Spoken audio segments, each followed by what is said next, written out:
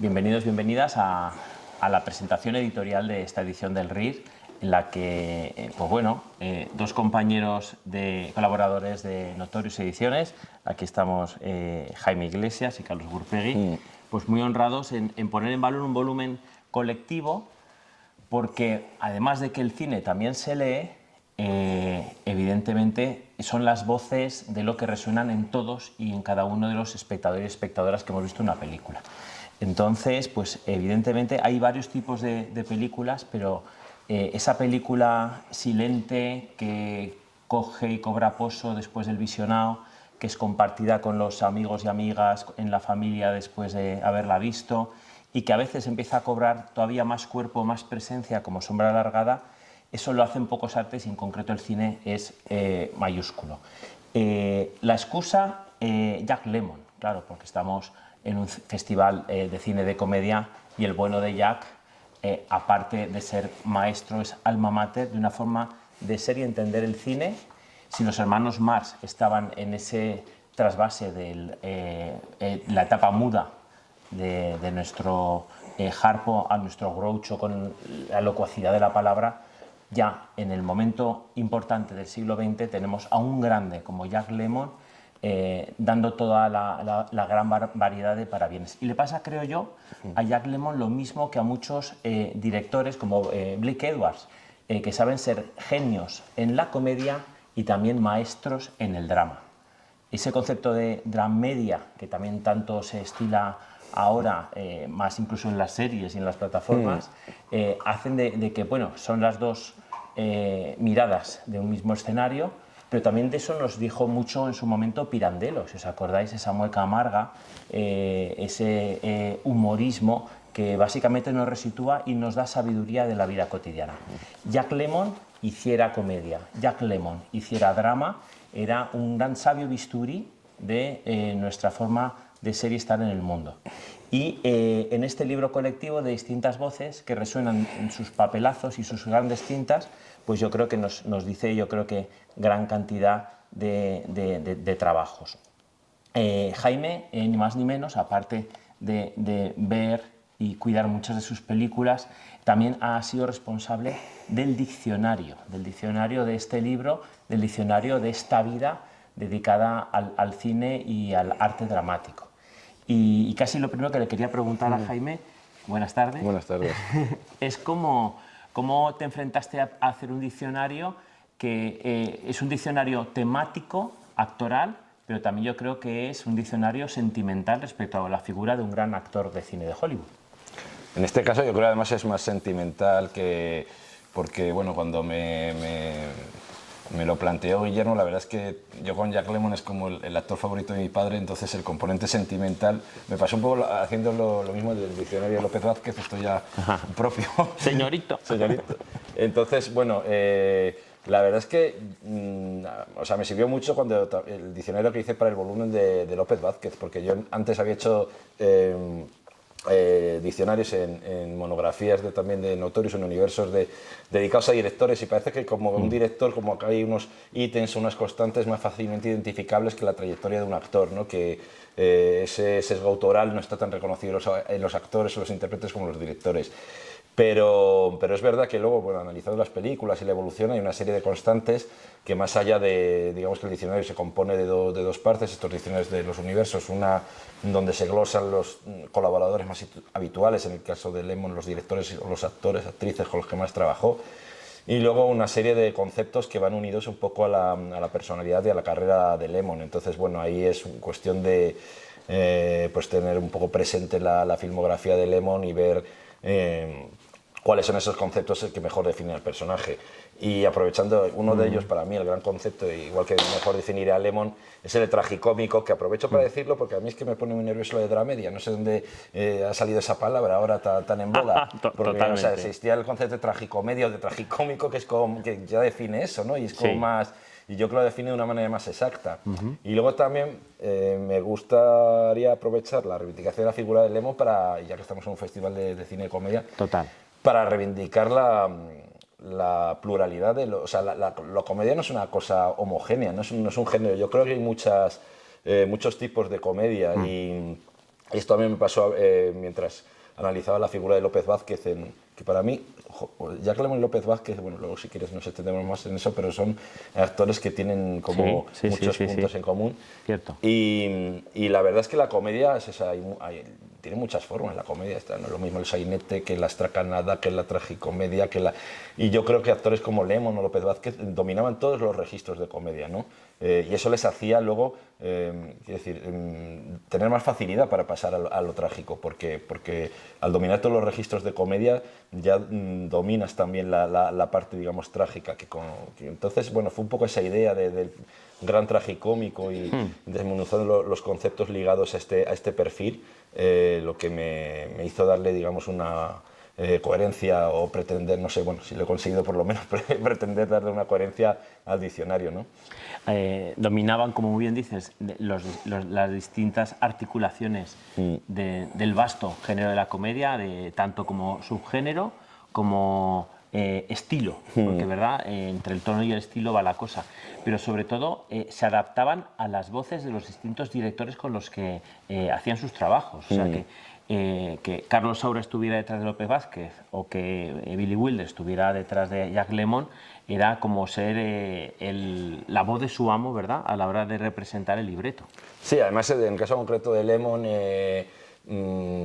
todos los directores con los que trabajó y sus compañeros de reparto lo que destacan de él es que es un tipo muy dúctil y bueno, lo que ahora también se llamaría proactivo, ¿no? Que siempre estaba como a favor de obra, ¿no? Bueno, Wilder es lo que más le ensalzaba, que era un actor que eran todo facilidades y todo, o sea, siempre estaba a favor de la película.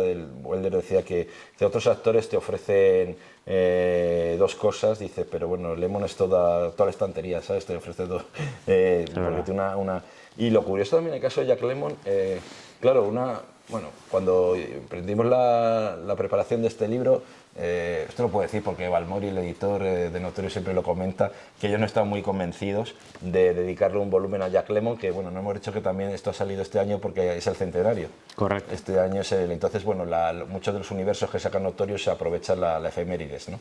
Y este año en concreto saca el de Paul Newman, que también colaboramos, y el de Lemmon.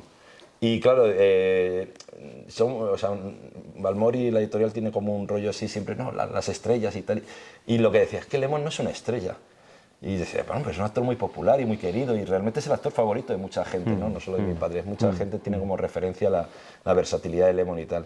Y Guillermo decía, el editor, dice, bueno, ya, pero es que eso no, o sea, una estrella no, porque le dije, bueno, pero además como la quintesencia del ciudadano medio y tal, pues ahí lo tienes, eso no puede ser una estrella siendo la quintesencia del ciudadano medio, pero yo creo que el valor justamente de Lemmon es haberse convertido, no sé si en una estrella, pero en un actor de referencia en Hollywood, siendo la encarnación de la, pues eso, de la, no sé, iba a decir mediocridad, tampoco es mediocridad, pero del talante un poco del ciudadano medio y del antihéroe, por así decirlo. Correcto. Junto con tragicómico, yo creo que es un concepto también de desarrollo del diccionario, igual es el que mejor define a Lemmon, ¿no? Lo de antihéroe. Totalmente.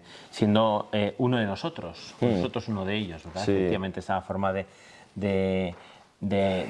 ayer hablábamos mucho del concepto de vulnerabilidad, aquí tampoco es de las miserias, pero sí de la pequeñez del ser humano dentro de esa sociedad a veces pues de cultura del bienestar, ¿verdad? O de nueva civilización. Sí, del hombre frente al sistema. Al final es la narración del hombre que se enfrenta al sistema, no voluntariamente, pero bueno, que tiene que afrontar el sistema y cómo la vida muchas veces le pasa por encima y le supera, ¿no? Cómo tiene que afrontar esos retos cotidianos que la vida le pone por delante. Recordabas también a Guillermo Balmori con el tema del concepto de estrella.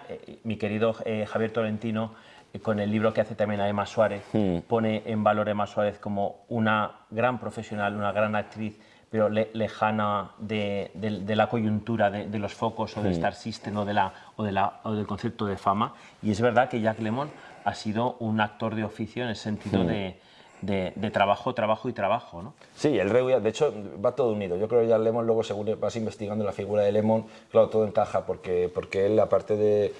Él nunca se sintió cómodo de la condición de estrella. O sea, de hecho, su alcoholismo, que fue notorio y reconocido por él mismo, Sí. se acentuó, hubo 2 periodos que se acentuó su alcoholismo y fue justamente después de recibir los 2 Oscars. O sea, como que aquello de verse tan expuesto y de repente ante el éxito y el no saber muy bien cómo gestionarlo le condujo a un estado cercano a la depresión y porque él no se sentía nada cómodo, ¿no? en ese Star System que bueno, que es verdad que había cambiado, porque también Lemon, que no sé si lo abordaremos luego, aprovecho un poco para introducirlo. Sí. A mí lo significativo también y es lo que también yo creo le vincula un poco a López Vázquez, a otros grandes tragicómicos como Toñazzi o Sordi y tal, es que responde también a un cambio de paradigma. O sea, si te fijas, todos estos actores empiezan a emerger, no sé si como estrellas, pero por lo menos como rostros muy populares y tal, en un momento, en principio de los años 60, tal, que está cambiando las sociedades, ¿no? Que ese paradigma de rupturas, de héroe sin tacha, ese arquetipo heroico que en el cine clásico también está muy unido a un momento de, pues eso, la Segunda Guerra Mundial, una sociedad necesita de referentes, de héroes, tal, ya comienza a ser cuestionado y donde el ciudadano de a pie tiene otras inquietudes y donde la gente ya va al cine no buscando héroes, sino perfiles en los que se reconozca. Y ese es el momento, digamos, de eclosión de toda esta, en distintas latitudes, que es lo curioso, en Estados Unidos el caso Lemon, aquí en España con López Vázquez, o tal, bueno, y sobre todo en Italia, que el cine italiano es muy proclive a la exaltación del tragicómico, se dan estos perfiles, ¿no? de actores y resulta muy curioso cómo están vinculados también a ese momento. Ahondando también más la figura de Jack Lemmon, ¿cómo era la mirada de este gran actor? Yo siempre que le he visto en distintas películas me daba a mí un pozo de melancolía. No sé si estarás de acuerdo. Sí, sí, de vulnerabilidad, de lo que estamos hablando. Creo que fue el año pasado, yo también trabajo para el Festival San Sebastián y creo que fue Sean Baker, el ganó el Oscar por Anora, el que me comentaba que la empatía en el espectador hacia un personaje se genera más por sus debilidades que por sus fortalezas, ¿no? Sí. Y yo creo que en el caso de Lemon, hablando de la mirada de Lemon, está eso, en la mirada de Lemon está el mostrar la vulnerabilidad, las dudas del ser humano frente a las coyunturas, ¿no? Entonces yo creo que es una mirada eso de vulnerabilidad, de sorpresa, un poco también de asombro, de no saber cómo encajar frente a determinados cambios, ¿no? sociales, políticos, etcétera, en los que sus personajes se van frente al poder. También la mirada en el personaje paradigmático quizá de Lemon sea el C.C. Buster del apartamento, pues que es un tipo que frente al poder tiene esas tensiones, no quiere ser uno de ellos, pero al final es un pobre hombre que tiene que pasar por una serie de peajes en los que no se siente muy cómodo. Entonces yo creo que todos esos puntos de vulnerabilidad y de debilidad también están en la mirada que proyecta Jack Lemmon en sus personajes. Totalmente, y eso hacía que empatizara todavía más con el público, Claro. y fuera más querido y deseado para, vamos a ver la nueva película de Jack Lemmon. Fueran mujeres o fueran compañeros de viaje como Tony Curtis o Walter Matthau, era para mí, aparte de ser un gran actorazo completísimo, todoterreno, que no te cansas de ver y dices qué pena que acabó la película, creo que también era un gran actor de parejas. O sea, qué facilidad, qué armonía construía con su partener, con su réplica, con su pareja, ¿no? Sí, yo creo que eso tiene que ver también con lo que estamos hablando antes, con el propio carácter de él que transmite a sus personajes, porque además es uno de los pocos, yo creo, actores dentro del Star System de Hollywood que tenía un círculo de amigos. Normalmente los actores, por lo menos en Hollywood, por esa competitividad, no tenían relación de amistad, y Lemmon sí. Y lo que tú dices de la pareja es verdad, y es curioso porque bueno, yo creo que la gran pareja artística fue Walter Matthau, claro, Cierto. pero ahí se basaban en un sentimiento de amistad. De hecho, las últimas películas que hicieron juntos son muy malas y no hay por dónde agarrarlas, pero quiero decir, pero son bonitas de ver, porque en el fondo estás viendo a dos amigos hacer el ganso y sin pudor y solo por eso yo creo que tienen un valor. Pero luego es curioso porque en una época, o sea, Lemmon tenía, bueno, digamos que alcanzó un estatus de estrella a partir de su perfil antiheroico. Y en Hollywood era muy dado eso, a emparejar, a hacer binomios cuando algo funciona y tal. Y si tú te fijas, salvo Shirley MacLaine en 2 pelis con Billy Wilder, y luego que innova coyunturalmente, pues no es que les formaran como pareja, sino que trabajaron juntos, pero no tuvo no tuvo un partener fijo, por así decirlo, ¿no? Exacto. Pero y sin embargo es cierto lo que tú comentas, Carlos, que que al final, yo creo que al ser un actor tan facilitador, como comentábamos antes, pues eso, el trabajo en dúos o en parejas en las películas al final lo incentivaba muy bien, ¿no? Porque era todo facilidades frente a sus compañeros de reparto, y yo creo que pese a no tener una pareja fija, trabajó con un montón de actrices y tal, además muy marciano, o sea, A todo se hacía. Trabajó con Catherine Deneuve, con Virna Lisi, o sea, con actrices que no te pegan lo que estamos hablando, ¿no? Que Jack Lemmon, la quintesencia del americano medio, y de repente le emparenta con Catherine Deneuve en una peli, o eso, con Virna Lisi, con Romy Schneider, o sea, que era capaz de dar réplica. Todo, claro, se hacía todo tipo de perfiles, sí. Qué tremendo. Yo no sé si ahora, porque estoy viendo fotos en la última etapa, en la más mayor de nuestro querido Jack Lemmon, me recuerda al Tom Hanks de ahora. Yo no sé si podemos decirle desde el RIR a Tom Hanks que le hiciera una revisitación y que pudiera hacer un trabajo también de biopic de Jack Lemmon. ¿Se puede identificar o podemos decir que gran parte del siglo XX, sobre todo en la segunda mitad del siglo XX, ha sido contada con y desde los personajes de Jack Lemmon, del América? Es claro, lo que te decía, en Estados Unidos yo creo que sí. O sea, lo que estabas hablando yo fue para mí como la quintesencia del americano medio, y sobre todo de las transformaciones sociales y de percepción, ¿no? Ante esas transformaciones, o sea, desde, digamos, la época de esplendor de la sociedad de consumo de los años 60 y esa América satisfecha de sí misma y en plena recuperación de lo que fue la secuela de la Segunda Guerra Mundial, quiere decir, otra generación más. Eso lo refleja muy bien a través de sus personajes, pues eso, el del apartamento, o sea, emprendedores, tal. Luego la decadencia, no la decadencia, pero sí la mirada del americano de los 70, cuando ya se produce esa pérdida de confianza en las instituciones, ¿no? A raíz también de la era Nixon, y cómo que eso se refleja muy bien en los personajes que encarnó él en los 70, ¿no? Por ejemplo, en El prisionero de la Segunda Avenida, que es la película sobre la que has escrito tú. Sí.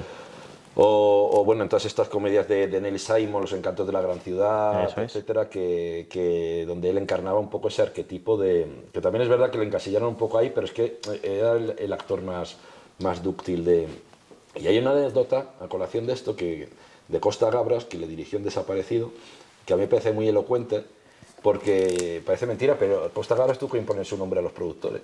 Qué fuerte. O sea, sí, los productores que compraron el libro en el que se inspira la historia de Desaparecido y tal, dice, me propusieron a Paul Newman, dice, o a Jim Hackman, no sé qué. Dice, pero hay una escena, no sé si os acordáis, de Desaparecido y tal, dice, en la que él, porque claro, en Desaparecido es una evolución moral la que tiene el personaje, ¿no? Pues eso es el americano medio que confía en el gobierno de su país, en sus instituciones, y emprende un viaje que le lleva a la pérdida de confianza, bueno, claro, aparte de asumir que la connivencia del gobierno de su país en el golpe de Estado de Chile y en el asesinato de su hijo, la pérdida de confianza en ese gobierno, en esas instituciones.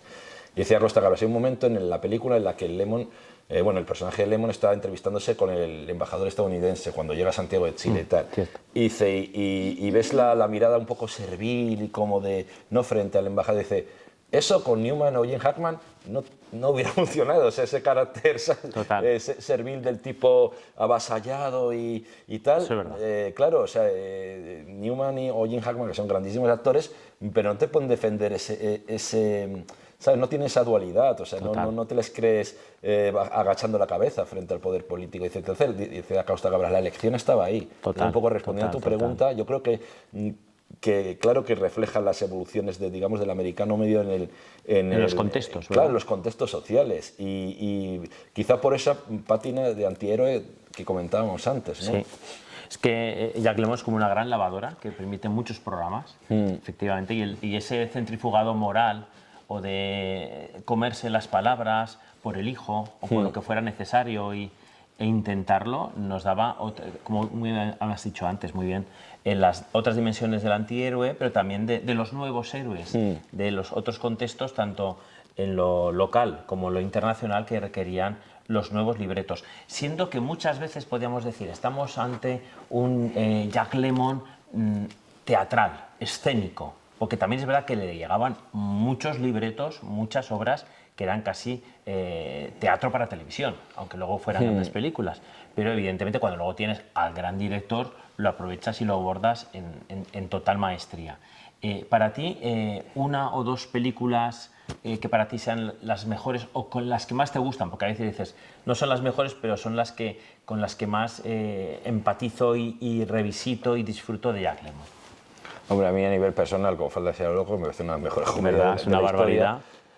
Pero yo Cierto. creo que hay cierto consenso crítico al señalar las dos mejores interpretaciones de Lemmon, o por lo menos la más compleja, yo sí estoy de acuerdo en la del apartamento y la de Desaparecido. Correcto. Que yo creo que son los trabajos donde desarrolla mucha más versatilidad y están todos estos estados de... Sí. Todos esos matices de la comedia que hablamos antes, desde de lo disparatado a lo tragicómico, bueno, en el caso de Desaparición es una tragedia, no es una comedia, Sí, pero, sí, quiero sí, decir, sí. sí tiene esos matices también de composición basados en el hombre superado y tal.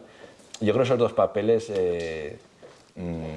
valen para justificar cualquier carrera. Y en el caso de Lemmon es curioso porque aparte de que si el debate de si no es estrella o tal, otra de las cosas que decía Guillermo al principio, que era muy reacio a lo del libro, y luego yo no se lo reconocí públicamente, pero digo, es que no tiene una filmografía especialmente brillante, Jack Lemmon.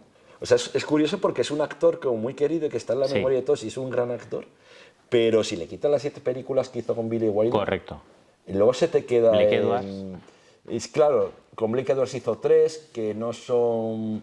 Días de vino y rosas es una gran película, pero curiosamente no es una comedia tampoco. Correcto. Y luego hizo muchas comedias de circunstancias, algún papel dramático y tal, pero es verdad que no tiene... Yo creo que tiene más peso él como actor que luego la filmografía... Pero bueno, claro, esas 7 películas con Billy Wilder valen para justificar, exactamente. Claro. O el trabajo de Desaparecido, ya solo con eso es... Correcto. Sí. Porque ahora, recordando Glengarry Rose de James Foley, también con actorazos, sí. Al Pacino... Kevin Spacey, Jonathan exactamente. Pryce. Pero claro, con Kevin Spacey tiene unos momentos que dices, "Hostia, te doy el relevo". Sí. Cuidado, el señor Kevin Spacey mirándose casi en el alma reflejo, espejo del señor Bueno, tú te Lemmon. acuerdas que cuando ganó el Oscar por American Beauty se lo dedicó a Jack Lemmon, ¿no? Así es. Que moriría un año después y reconociéndolo como su gran mentor y la gran inspiración para los actores de su generación. Totalmente. Yo creo que Kevin Spacey y bueno, y muchos otros actores de su generación se reconocían en Lemmon, un poco también por lo que estamos hablando, porque fue el primer actor de Hollywood con un cierto estatus de estrella, aunque me sigo resistiendo a esa palabra, pues que elevó a esa categoría la figura del antihéroe y que permitió hacer otro tipo de papeles, ¿no? Sobre todo para actores que no tienen esa postura de galán clásico, pues yo creo que les abrió un camino. Y Glengarry y Glen Ross es un papel que también me gusta mucho destacar porque en cierta medida luego lo ves retrospectivamente y es como una conexión. Hay muchos papeles de Jack Lemmon que casi todos se nutren del apartamento. Es como, yo siempre veo el personaje verdad, de como un Glengarry, árbol, ¿verdad? claro, Un tronco. el personaje es como el C.C. Baxter 30 años después, ¿no? Verdad, el personaje de Glengarry Glen Ross. Totalmente. Las vueltas claro, de tuerca, efectivamente. Este perfil de emprendedor, ¿qué hubiera sido? Pues un derrotado, un tipo que al final no ha conseguido, ¿no?, los objetivos que se planteaba y no sé si a la hora de componerlo yo creo que en Lemmon había como también unos ciertos automatismos que le llevaban a esos otros personajes. Totalmente. El de Macaroni, por ejemplo, de Torres Colas. Hombre, precioso. Que yo reivindico. Con Mastroiannis, una barbaridad, una oda a la amistad. Sí, totalmente. Un Ucelace Ucellini. Sí, pues en esa película igual, no sé si os acordáis, bueno, no sé si la habéis visto, pero el personaje igual te lo planteas y dices, igual es su personaje del apartamento 30 años después, el ejecutivo tan amargado a lo que hubiera llegado. Sí. Hay como una cierta también evolución personal a partir de unos ciertos arquetipos, ¿no?, que fue desarrollándole en su carrera. Y sobre todo un actor generoso que se tira a la piscina proyecto a proyecto. Antes decías Catherine Deneuve, Locos de Abril de Stuart Rosenberg, ¿no? No, ostras, con la Deneuve es que... Pero funciona. Sí. Pero funciona. O sea, que eso... Y sin embargo lo clavan dentro, a veces conteniéndose.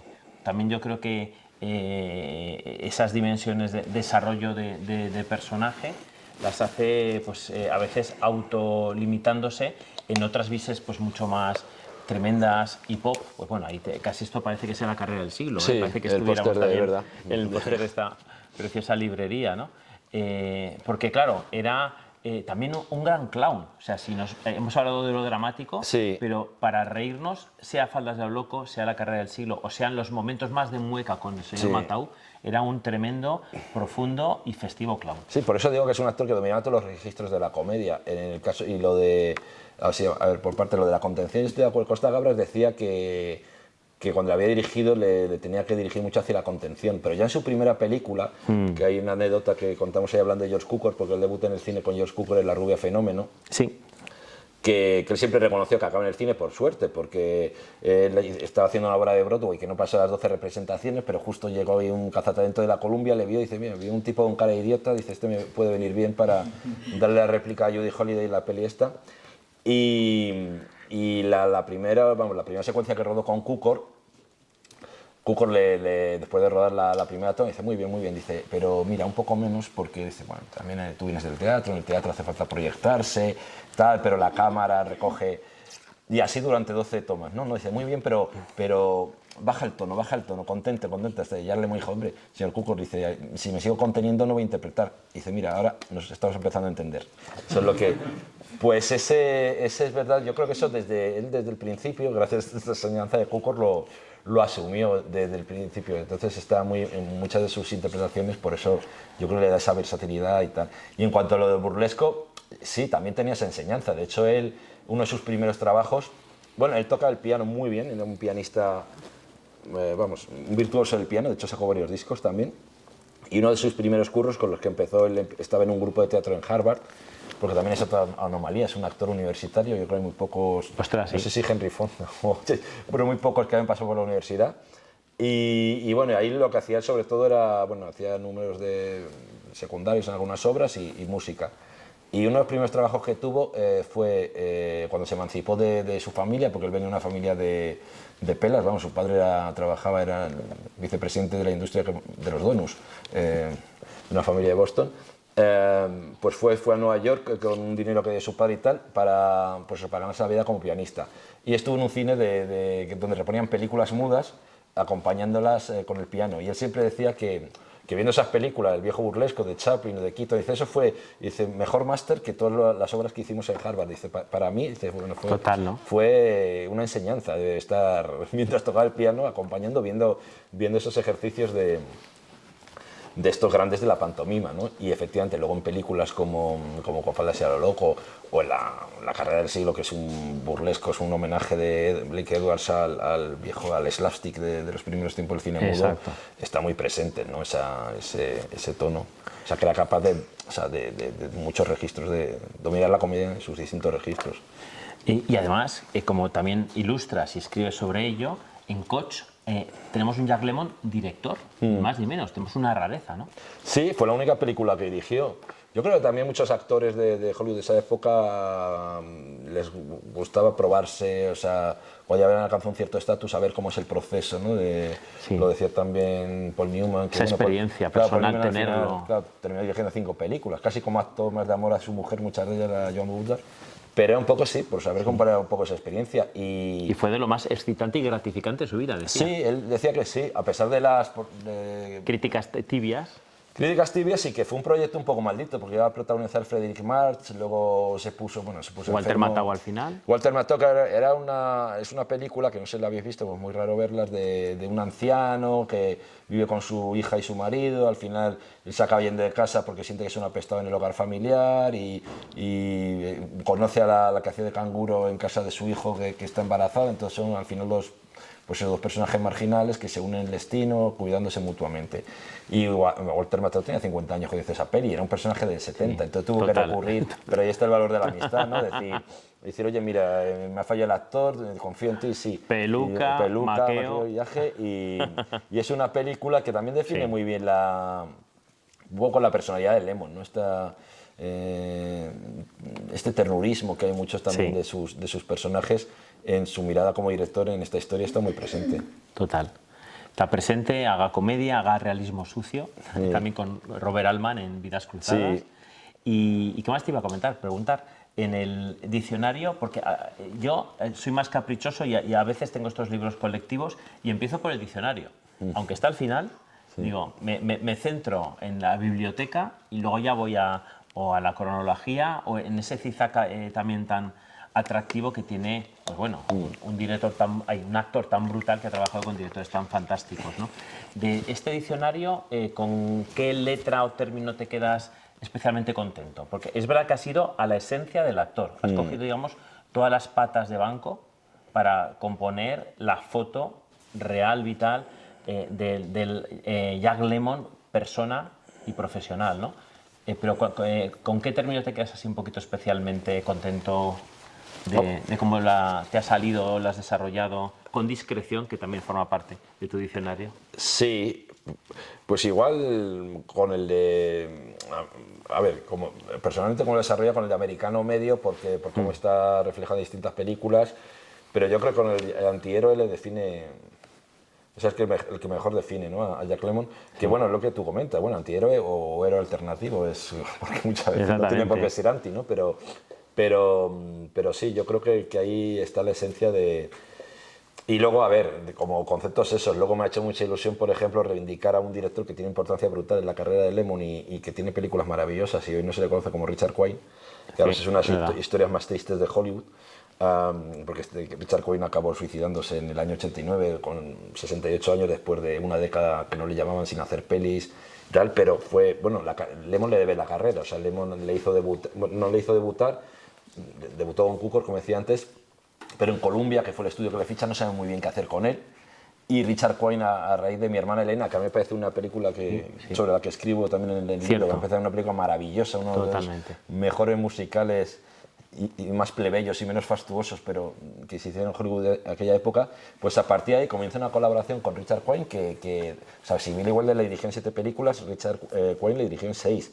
Y de hecho fue a raíz de su papel en Operación Mothball de Richard Quine que Billy Wilder, viendo esa película, le contempló como posible protagonista de Con Fantasía a lo loco, que fue la última opción, porque después de que rechazaron el papel, Frank Sinatra iba a hacerlo, que a mí me parece Qué fuerte. Sí, pensándolo. Hombre, no. Antes que haga de Gaster 8 veces. Claro, sí, pero... Y ya al final sí, bueno, tuvo la suerte ahí también de que Marilyn Monroe diera el sí, porque ya cuando Marilyn Monroe dio el sí, los productores se despreocuparon de quién encarna los dos. Lo tenemos. Claro, tenemos la estrella ya y bueno, vale, ficha a Lemmon si quieres a este tal. Pero es verdad que Richard Quine es un director que, y luego, aparte de las películas que hizo con Lemmon, como Matar a la propia esposa o las que he citado, o La misteriosa Dama de negro, tiene películas que me parecen maravillosas, como Un extraño en mi vida, totalmente. con Kirk Douglas y Kim Novak, que me parece un prodigio, brutal, la película de película. De Star System. Sí, y es un director que hoy en día no se le conoce mucho, al que Lemmon le debe su carrera, porque fue el que le dio los primeros papeles importantes, y que es de esos directores, además, a lo mejor sobre los que me detengo, porque digo, si no hablo de él en este libro, no va a haber otros proyectos editoriales, ¿no? para hablar de Richard Quine. Y a mí me parece un director muy... Ahí lo tenemos, la página 312. Sí, entonces bueno, esas entradas, digamos, a nivel personal son las que más me han...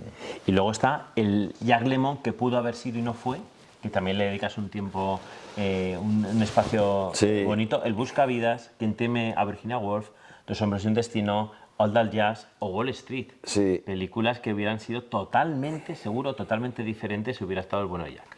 Pero yo no me acabo imaginando, eso, o sea, quiero decir, consulté fuentes y parece ser que hay, bueno, muchas de estas películas fue una opción más, pero por ejemplo, yo cuando leí lo de Dos hombres y un destino... ¿Verdad? Qué loco, ¿eh? O sea, a lo mejor hacía de chica, ¿eh? Sí, ¿no? Porque si no... Pero hay el papel que luego hizo Robert Redford. Sí. ¿Sabes? Digo, no, joder, me encaje el de Buscavidas. Perdona, esa queda muy loco. El Buscavidas queda muy... Igual... No sé, le hubiera dado otro... Pero claro... Yo casi prefiero incluso que hubiera hablado con Joaquín Phoenix y hubiera hecho de Joker 3. Mira, bueno, sí, pero...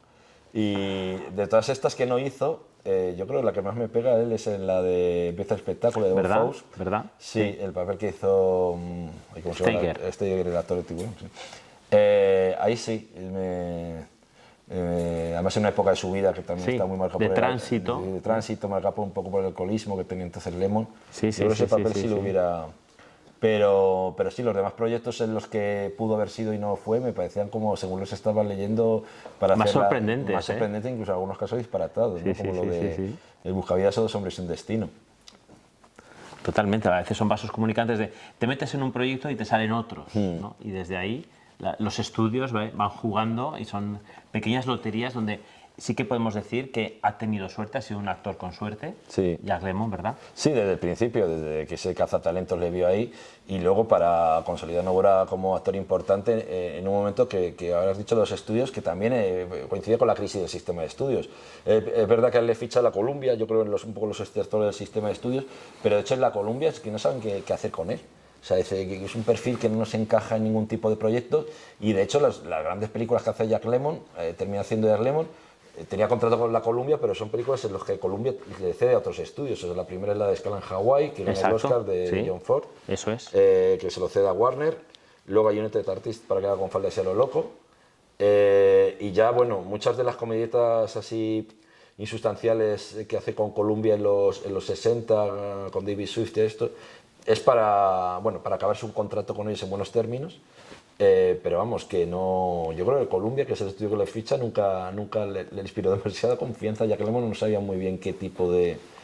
Pero bueno, porque también estaba instalada la dinámica de lo que estamos hablando, ¿no? Del sistema de estudios, que estaba un poco. Se habían muerto, se empezaban a morirse los grandes capos de la industria, en el caso de Columbia, Harry Cohn y tal, y estaba el estudio como redefiniéndose, los estudios, las majors de Hollywood. Y era también un momento, pues eso, de cambio de paradigma, de cambio social, que es un poco el inicio de la era de Kennedy, de la América de los 60, y de cambio dentro de la industria, que coincide también con el final del macartismo. O sea, es un momento complejo, ¿no? dentro de Hollywood, pero y ahí emerge pues un héroe alternativo como Lemmon. Totalmente, totalmente. Bueno, vamos terminando el universo de Jack Lemmon, Corrina Guillermo Balmori, Jaime Iglesias, Carlos Burpegui, colaboramos junto con César Andrés, Kim Casas, Juan Manuel Corral, Carlos Díaz Maroto, Alberto Esteban, Belén Ester, Ignasi Julians, Juan Laborda Barceló, Jesús Antonio López, José Madrid, Guillem Media, Alejandro Melero, Gonzalo Núñez, Mari Carmen Rodríguez, Eric Rox, Gerardo Sánchez, José Luis Sánchez Noriega, Lucía Tello Díaz, Joaquín Balet, Jaime Vicente Echagüe, Juan Carlos Vizcaíno y José Ignacio Huer Moreno, el hijo. ¿Qué más? Un ratito tenemos aún para preguntas, comentarios, sobre todo para aprovechar a nuestro querido Jaime sobre la figura de Jack Lemmon y sobre las curiosidades del libro y del proyecto.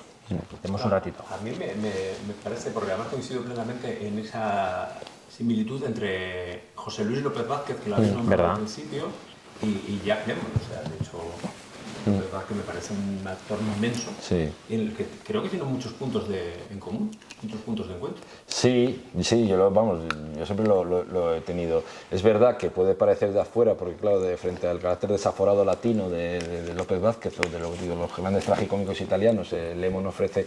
Pero al final yo creo en actores que, primero en la defensa del antihéroe, luego el sesgo este tragicómico. Saberse mirar en el espejo. Claro, y gracias a eso uno fue la encarnación español medio de la época, otro americano medio. Y luego que dominaban la comedia, lo que tienen todos sus vertientes, que a mí eso me parece algo también muy a valorar, porque obviamente lo que comentaba antes, cuando se habla de comedia, y la comedia tiene muchos registros muy distintos, que pues de lo que hablamos desde lo más burlesco, lo tragicómico, absurdo incluso. Lo absurdo, más clown, etcétera. Claro, sí. entonces yo veo una similitud muy clara en ese sentido. Y claro, eso hace que, lo que comentamos, que sea la encarnación del hombre medio de su época y de su contexto, que a mí me parece muy claro. Pero yo creo que también corresponde al momento histórico, al momento social, pues luego te digo, en Italia está Tognazzi, está Sordi, en Francia Philippe Noiret, o sea, son actores que corresponden a otro perfil, que te hace pensar que había otra demanda por parte del espectador, que ya no era la necesidad de héroes, ¿no? Sino más bien pues eso, de antihéroes o tipos en los que pudiera reconocerse. Pero sí. Estaba buscando el doblador de Jack Lemmon, porque claro, López Vázquez, por ejemplo, no solamente tiene esa capacidad expresiva, sino que tiene un tono de voz y una musiquita, es verdad, como una muy música reconocible, muy personal. Yo no sé en el caso de Jack Lemmon, porque claro, yo soy espectador que lo ha conocido y lo ha disfrutado doblado. Sí. Yo no sé si la voz de Jack Lemmon también tiene alguna particularidad, algo como sí, cuando la escuchas en inglés es como... O sea, yo creo que juega mucho con la voz esa, la expresión de los estados de ánimo y cómo va desde, ¿sabes? Desde lo que está, o sea, una montaña rusa, Una montaña rusa y que muy histriónico en determinados momentos y en otros como más Sí, juega Hacia mucho adentro. hacia adentro, juega mucho con la voz, tiene un timbre muy característico, que no es muy distinto en cuanto a timbre, yo creo, no me acuerdo cómo se llama el doblador que le dobló aquí recurrentemente. No sé, se lo estaba buscando. Sí, pues me suena, es que las últimas películas por lo menos, me suena que era el mismo que doblaba a Jane Wilder, ¿no? Pero yo es que como cada vez veo más películas Joaquín dobladas. Díaz Montaner. Es verdad. Montaner, correcto. Vamos, tótem. Sí, Doblaje. sí. Iba a Sí, voy a sí. preguntar. Sí, hablando de actores de la época y todo el asunto, yo por ejemplo a James Stewart, o un paralelismo que para mí es Nicolas Cage, en el sentido de cuando le dirigía, James Stewart hacía buenos papeles, pero cuando no, estaba alocado al estilo de Nicolas Cage. De hecho, hay un momento al inicio de Vértigo que pone una de sus caras, cuando mira hacia abajo y tal, que ahí digo yo, ahí Hitchcock le dejó hacer, porque tal. Y en Jack Lemmon no veo esto. ¿Tú crees que es esa contención de la que le hablaba Cukor la que le hizo ser más disciplinado que incluso James Stewart, que para mí no lo era? Pues probablemente, supongo que también es su carácter, porque justamente uno de los adjetivos que me dejó de final Lemon es el de disciplinado, que es lo que te dicen todos los directores con los que trabajó, que era un placer trabajar con él. Bueno, de hecho, Billy Wilder tiene una frase como es que, algo así como que lo más placentero, el mayor placer de la vida es trabajar con Jack Lemmon, tal. Pues que era eso, que era un tipo frente, además en un sistema de, como es el Star System, con tantos divismos y tanto tal, encontrar un actor que se plegara y que te diera lo que quieres y que fuera capaz de darte lo que quieres sin discutírtelo, bueno, tú, que luego a lo mejor pensaría, joder, no sé qué me estaba diciendo, no estoy de acuerdo, pero bueno, quiere esto, yo sé que le puedo ofrecer esto y ya está. Y sobre todo lo que destacan muchos, yo creo que es una cuestión, al final tiene que ver con el carácter, con la disciplina y con tomarte tu profesión también como un oficio, ¿no? Que eso en Estados Unidos no es tan normal, pero por ejemplo aquí, el otro día me entrevisté en la radio para hablar de José Luis Ozores, que también hemos sacado un volumen de este año de José Luis Ozores, no sé qué dije, que le gustó mucho la radio, era como un obrero de espectáculo. Y ¿sabes? Ese sentido de la disciplina Es verdad. que en Estados Unidos no es tan normal, pero aquí sí lo tenía Lemmon. Es decir, yo soy un currante de esto y estoy aquí para facilitar lo que quiere. Un artesano actoral. Claro, este señor. Y bueno, y a partir de ahí tampoco voy a discutirle si quiere esto, no sé, yo a lo mejor lo había enfocado, pero bueno, ¿quieres esto? Voy a darte lo que quieres y intentar encajar en el tono de la película, ¿no? Entonces, esa falta de vanidad Sí, sí. que tenía Lemmon es muy inhabitual en Hollywood y era unas cosas que más le valoraban, y yo creo que eso también contribuye a lo que comentas de cómo afrontaba los papeles, ¿no? Que al final estuvo bien o mal dirigido, o sea, solía estar bien dirigido porque tenía muy buenos directores, pero incluso en películas en las que él nunca hablaba de las películas que no le gustaban en su filmografía, pero yo creo que, por ejemplo, las de David Sweet era muy consciente, dice, yo he hecho también muchas malas películas, tal, pero bueno, pero intentó siempre, pues eso, estar ahí un poco a favor de obra y... Bueno, pero es que, perdona, Sí. pero por ejemplo las que dices, la de Dos viejos gruñones, de su secuela, Sí. la de Sofía Loren, estas historias, pues le veo bien. Sí. ¿sabes? Le veo, a pesar de ser comedia absurda como hemos hablado... La que piden los tiempos. Sí. Sí, la que pide los tiempos. Les veo a los dos eso, jugando, que lo que comentarios no son buenas, pero no le veo pasado, ¿sabes? Que como puedo ver a otros actores. Ya, sí, yo creo que también se nota que son actores de otra generación, que lo digo, tiene otro... Y que en el fondo, no sé, es una película hecha como entre amigos, pero es verdad que ahí están... Bueno, en la extraña pareja está un poco... La extraña pareja otra vez está un poco sobreactuada. Alteradito. Pero bueno, también porque lo pide el personaje, un poco, que es como... Sí. Al final, a mí unas cosas que más... Las películas de Walter Matthau y Jack Lemmon, que al final es una entrada de clones de toda la vida, ¿sabes? Es decir, y pues además siempre es el mismo... Bueno, el mismo papel, digo, es el pusilánime y tal, el Walter Matthau, que luego creo que eran así, o sea, que decir, que refleja muy bien la manera de ser Fue un rodaje cómodo. de ambos. O sea, en el de Bandeja de Plata, que fue el primero, Sí. que para mí es la mejor de La las que Sofis, hicieron, la más sí, Sofis. de las que hicieron, Walter Matthau le dio un infarto, estuvo para otras semanas el rodaje, estuvo en el hospital. Y Jack Lemmon fue a verle y tal, y dice, si puedo hacer algo por ti. Y dice, sí, y dice, bueno, aparte de tal, dice, mira, mañana igual en el estudio hay un señor alto así con la nariz chata, dale este sobre y tal. Y entonces, bueno, le monté fuera a darle el sobre al señor y tal. Dice, muy bien, dice, pues nada, dígale a su amigo que ya a partir de mañana puede seguir apostando en los caballos, ¿no? Entonces, las personalidades de los dos eran un poco así, o sea, la de Walter Matthau de tal, y luego eso, la personalidad de Lemon, que era un tipo servicial, como, claro, eso exagerado, pues ya le llevaba el carácter pusilánime a algunos personajes, el otro mangoneándole, o sea, al final es la entrada de clones tradicional con dos caracteres opuestos. Exacto. Y yo creo que lo disfrutaban, esas ya comedias de senectud, es como, ¿sabes? Son un trabajo entre amigos, no se planteaban otra...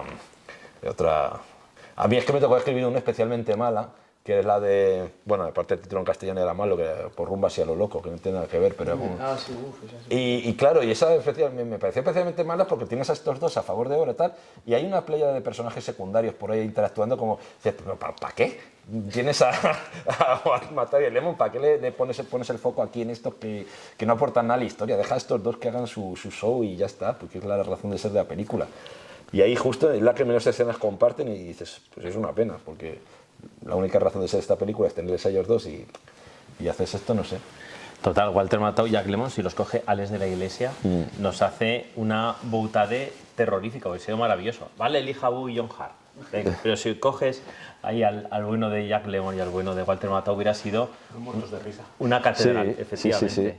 Y luego además casi fallecieron a la vez, bueno, cuando falleció Walter Matthau, Lemmon estaba muy afectado, luego falleció un año después, o sea, tenían mucha afinidad, mucha amistad y siendo dos personalidades antagónicas, por eso, pero yo creo que por ahí funcionaban. También, bueno, supongo que la amistad también funcionaba por eso, ¿no? Porque eran muy distintos. La amistad, el formato actoral generoso, sobre todo en saber dar el tono, porque sí que podemos decir, ante todo, que Jack Lemmon en lo interpretativo fue un gran instrumento en el que todo director se sintió cómodo y puso a sacar sus mejores notas, ¿no? Sí, pues lo que estamos hablando, porque además como era siempre tan dispuesto, o sea, si está a favor de obra, no te discute hacer lo que más o menos quieres y luego tiene tanta versatilidad y tantos registros como tenía Lemmon, pues al final yo creo que es un gusto, ¿no? Como decía Wilder, que es como estar en el cielo, trabajar con Lemmon es... Entonces yo creo que por ahí... Y no es casualidad también lo que estamos hablando, que así que decir, con muchos directores repitiese. O sea, ya no era una cuestión de casi de currar entre amigos y currar en un ambiente agradable y de buen rollo, que es casi también una anomalía en muchos sectores, pero... Una rara avis. Una rara avis, totalmente. O sea que, sí. Y terminamos ya, vamos a dar deberes, si te parece, una película para que se revisite en plataformas, vídeo, lo que queramos. Yo propondría, que la hemos puesto en la mesa, Macaroni de Torescola con Marcello Mastroianni. Para mí es un canto a la vida, una oda a la amistad, es muy mediterránea, hasta tenemos un Jack Lemmon como la pizza Tarradellas, mediterráneo. Me pareció fabuloso, es una peli que yo siempre salgo gozoso después de verla.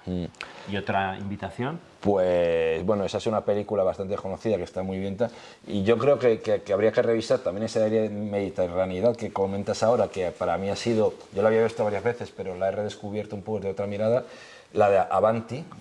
Maravilla, por favor. Que es una película bastante infravalorada, de las que hizo con Billy Wilder, una de las más famosas. Pero a mí me parece que es el mejor homenaje de Billy Wilder a Lubitsch. O sea, me parece la película más lubitziana de Wilder. Y no sé, a mí es una película que creo que no tiene el estatus que igual tienen otras y que merece tenerlo. Totalmente. Yo es que siempre llamo Avanti, porque es que el título igual de qué ocurrió entre tu padre y mi madre. Efectivamente. ¿No? Que es un título que también me horroriza, porque es eso, siendo una película con una finura casi lubitziana, a mí ese título me remite a un vodevil de estos rancios, ¿no? Pero es una película con momentos, es una película de actores, muy bien todos los actores, y donde también eso se discute, es digamos, los convencionalismos burgueses y una cierta moral que por ahí Billy Wilder era muy fustigado. Es como cuando tenemos a Sherlock Holmes y decimos, vamos a hablar de Watson. Pues por ahí vamos. Sí, totalmente. Oye, pues aquí, don Jaime, un fuerte aplauso, por favor. No, a vosotros. Y aquí, don Jack Lemmon.